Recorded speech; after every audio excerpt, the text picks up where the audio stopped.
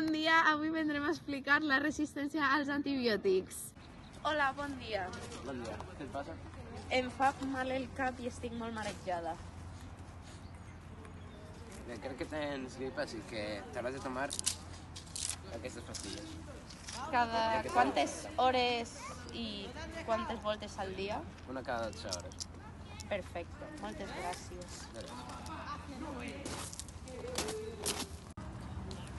Bueno, el metge m'ha dit que me prengui aquestes pastilles, però em prendré també aquest antibiòtic, que així em recupero més ràpid.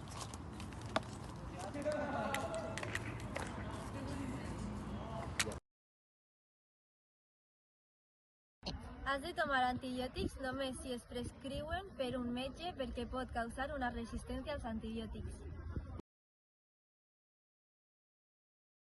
La resistència als antibiòtics és quan un patogen, especialment un bacteri, és més difícil de combatre amb un antibiòtic. És a dir, que la infecció s'allargarà més i serà més difícil d'acabar amb ella.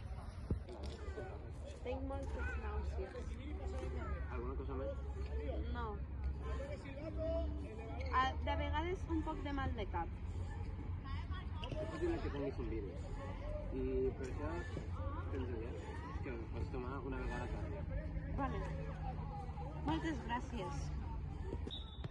Bueno, el metge m'ha dit que me prengui això una volta al dia, però me prendré aquestes pastilles que també aniran bé, jo crec. En aquest cas, no s'haurien de prendre antibiòtics contra infeccions no bacterianes. Aquesta és la manera com se tindria que fer. Hola, em fa molt de mal el cap. Sí? Doncs tens això. Això? Només t'has de tomar una vegada al dia. Vale, moltes gràcies. No, el metge m'ha dit que em prengui això. Això també m'ho tindria que prendre, però com no m'ho ha dit, no m'ho prendré per si acas. Em vaig a prendre la pastilla.